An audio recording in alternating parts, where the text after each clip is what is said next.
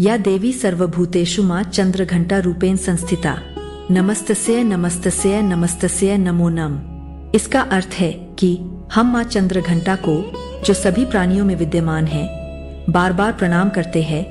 यह स्तुति उनकी शक्ति, साहस और करुणा का सम्मान करती है। मां चंद्रघंटा की कृपा दृष्टि हम सभी पर बनी रहे।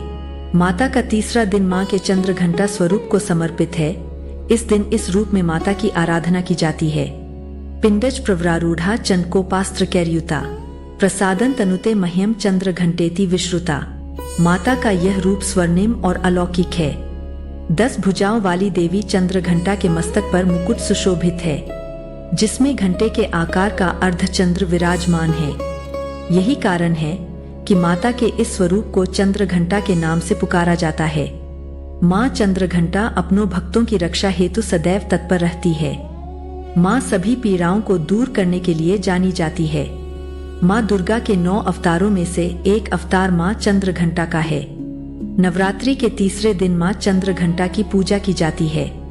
मां चंद्रघंटा को चंद्रखंड, चंडिका और रणचंडी के नाम से भी जाना जाता है। मां चंद्रघंटा को मां दुर्गा की तीसरी शक्ति के रूप जाना जाता है। मां दुर्गा का यह स्वरूप परम शांति प्रदायक और कल्याणकारी है। मां चंद्रघंटा के मस्तक पर घंटे का आकार का अर्धचंद्र विराजमान है। इसके कारण ही मां के इस स्वरूप को चंद्रघंटा कहा जाता है। मां चंद्रघंटा के शरीर का रंग स्वर्ण के समान चमकीला है। इस स्वरूप में मां के 10 हाथ है, जो शस्त्रों से विभूषित है। मां चंद्रघंटा की उपासना से भक्तों को भय से मुक्ति मिलती है। मां चंद्रघंटा की कृपा से अलौकिक वस्तुओं के दर्शन होते हैं। मां चंद्रघंटा की उपासना से सांसारिक कष्टों से मुक्ति मिलता है। कुंडली का मंगल मजबूत हो जाता है। मां के इस स्वरूप की पूजा उन लोगों को विशेष रूप से करनी चाहिए जिनका मंगल कमजोर मान्यता है कि नवरात्रि में मां दुर्गा के उपासकों को देवी चंद्रघंटा की कथा का पाठ अवश्य करना चाहिए। उनकी आराधना व कथा पाठ से भक्तों को साहस, शक्ति, आत्मविश्वास और विजय की प्राप्ति होती है। मां चंद्रघंटा की पावन कथा। बहुत समय पहले असुरराज महिषासुर ने कठिन तपस्या करके भगवान ब्रह्मा को प्रसन्न किया। जब ब्रह्मा जी उसके सामने प्रकट हुए तो महिषासुर ने अमर होने का वरदान मांगा। ब्रह्मा जी ने समझाया कि यह संभव नहीं है, क्योंकि जो जन्म लेता है उसका अंत होना निश्चित है। तब महिषासुर ने चतुरता से कहा, हे प्रभु, मुझे ऐसा वरदान दीजिए कि मेरी मृत्यु केवल किसी स्त्री के हाथों ही हो, क्योंकि मैं स्त्रियों की शक्ति को तुच्छ समझता हूँ। ब्रह्मा जी ने तथास्तु कह दिया।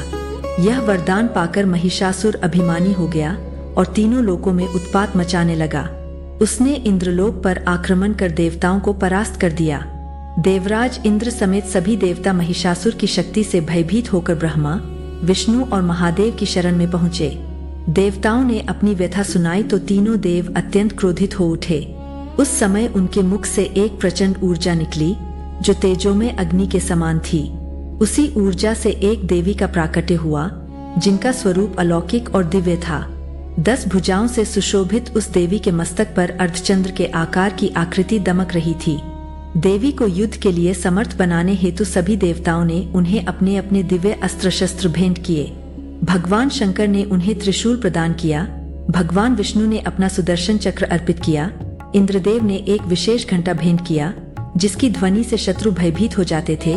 सूर्यदेव ने अपना तेज, तलवार और सिंह दिया। इस तरह मां चंद्रघंटा स्वरूप का प्रादुर्भाव हुआ। मां चंद्रघंटा ने सिंह पर आरूढ़ होकर रणभूमि में प्रवेश किया। उनके आते ही देवी की घंटियों से उत्पन्न ध्वनि से संपूर्ण ब्रह्मांड गूंज उठा। इस दिव्य नाद से असुरों का हृदय कांप उठा और वे भयभीत हो गए। महिषासुर और मां चंद्रघंटा के बीच भीषण युद्ध हुआ।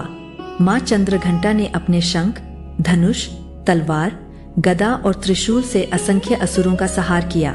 अंततः मां ने महिषासुर का भी वध कर तीनों लोगों को उसके अत्याचार से मुक्त कराया। मां चंद्रघंटा की कथा यह संदेश देती है कि चाहे दुष्ट कितना भी बलवान क्यों न हो, धर्म और शक्ति से युक्त माता सदैव उसे परास्त करती है। पौराणिक मान्यता के अनुसार जो साधक भय, शत्रु या नकारात्मक शक्तियों से परेशान रहते हैं, उनके लिए मां चंद्रघंटा की आराधना अत्यंत कल्याणकारी है। ऐसा माना जाता है कि मां चंद्रघंटा अपने भक्तों के हर संकट का निवारण करती है और उन्हें जीवन में सफलता तथा सुख समृद्धि प्रदान करती है। एक बार प्रेम से बोलिए माँ चंद्रघंटा की जय। अगली कथा में आप माँ कूष्मांडा की कथा विस्तार पूर्वक सुनेंगे। धन्यवाद।